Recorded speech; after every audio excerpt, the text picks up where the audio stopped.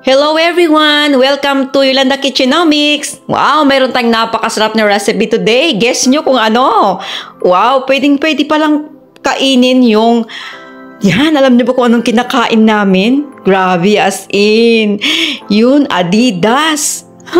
Yung, akalain nyo ba itong recipe na to, itong paa ng manok, pwede palang kainin, pati yung buto. As in, to the bones talaga. Kainin mo hanggang buto. Ang lambot-lambot. As in, wow, ang sarap. Diba? Gusto niyo bang malaman kung bakit? Anong ginawa ko dyan? At nakain lahat ng pati buto? Yan. Samahan niyo ako sa aking pagluluto. Kailangan lang po natin dito mamaya. Yan, tingnan nyo naman, kaming mag-asawa. Talagang kumakain kami ng paa ng manok. Diba? Kita nyo naman, sarap na sarap kami dyan. O, ang dami kong nakain.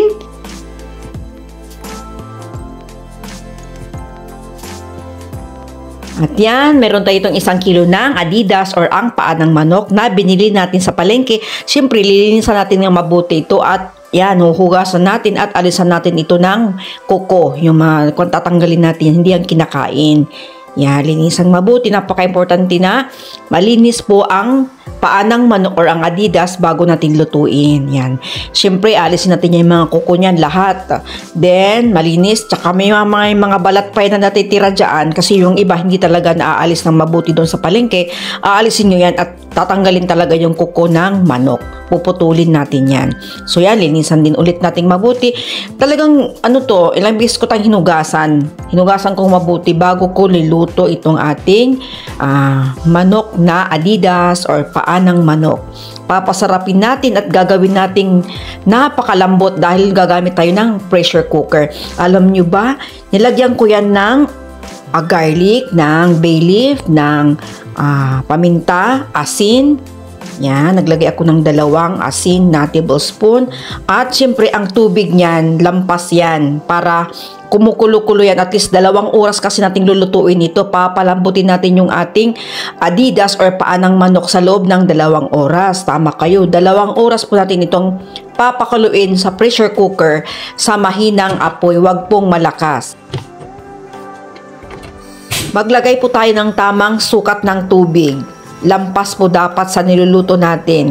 Yan. Para hindi po siya maubusan habang niluluto natin sa mahinang apoy ng 2 oras. Mag-start po tayo magbilang ng 2 oras pag nag-whistle na po yung inyong pressure cooker. Then after ng 2 hours, i-release po natin yung pressure niyan. Huwag nating bubuksan nang hindi nare-release yung kanyang pressure kasi delikado po yan. Yan, di ba po? Tamang-tama lang. Meron pa siyang natira na tubig. Then, dito po, ang ginawa ko po para hindi po gaanong magdikit yung mga balat niya kasi malambot po yung paa, yung Adidas. Pag napalambot mo talaga, baka siya magkalasog-lasog. So, ang ginawa ko, nilagay ko po ito sa may yelo na tubig para hindi po siya gaanong magdikit-dikit. Yan, kasi malambot po ito. So, yan. Kung gusto nyo naman po na hindi maglagay, try nyo po na hindi po siya magbalat or magkadidikit-dikit yung inyong pagluluto ng Adidas or paa ng manok na pinalambot natin ng 2 oras. At syempre yan, may breeding mix tayo. Yung ating breeding mix, mayroong cornstarch, may harina na all-purpose. Yan, nilagyan natin ng asin, paminta. Yan, nilagyan natin halo-halo na po yan na ating breeding mix at naglagay po ako dito ng crispy fry. Meron pa ako nilagay dito na crispy fry para mas lalo pong masarap ang ating gagawin na breeding mix. Yan, so ating pagpriprito, nilagay ko po yan, yung breeding mix. Yan, crispy fry. Yan, pwede po yan gamitin ninyo para mas lalo pong masarap o kaya gusto nyo medyo maanghang, pwede ko maglagay kayo ng chili powder. Yan, o kaya garlic powder. Yan, ready na pong ating breeding mix or ang ating pagpiprito. Of course, dito dahan-dahan lang po nating hawakan yung ating Adidas kasi malambot po yan. So, yan, i-coat po natin dito or i-roll over po natin dito sa ating breeding mix or ating pang-coating para sa pagpiprito. So, lahat po yan, gagawin po natin yan. Ayan, tulad ng ginawa ko. Dapat po completely talaga na cover ninyo yung manok.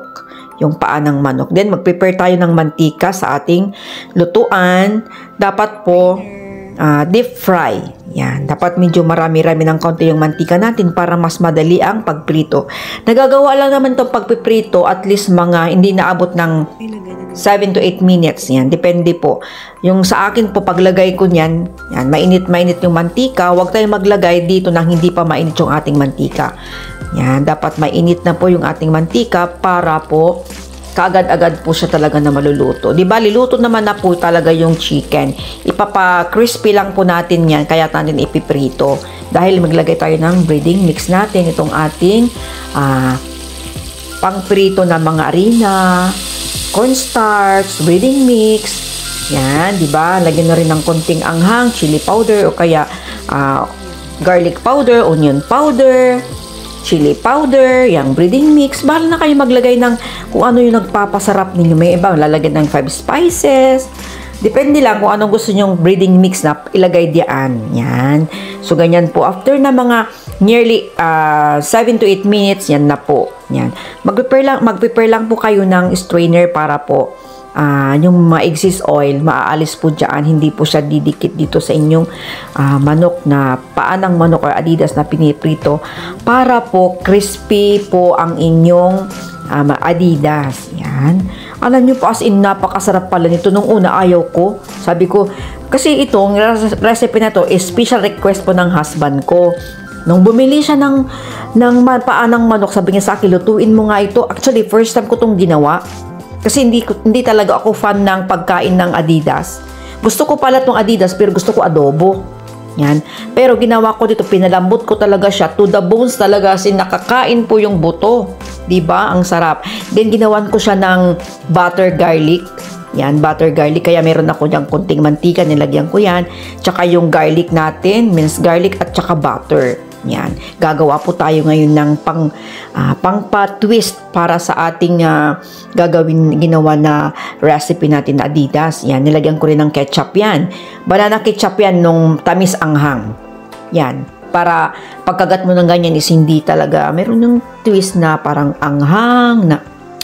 Yan. So after nyan, nung atong butter garlic natin, butter garlic sauce, ilalagay mo na yan dyan yung inyong. Actually, hindi ko po inilagay lahat. Mas marami-rami yung iniwan ko. Yan. So, lagyan ko yan ng sesame seeds. Yan. Sprinkle lang ng sesame seeds para design, diba? Para attractive. Din yan. Naglagay po ako dito ng yan. Meron po ako ditong teriyaki sauce at saka yung vinegar natin na pansawsawan. Yan. Wow! Kain tayo! Kain natin. Walang sayang. Ang sarap. Sausaw pa, pasawsaw.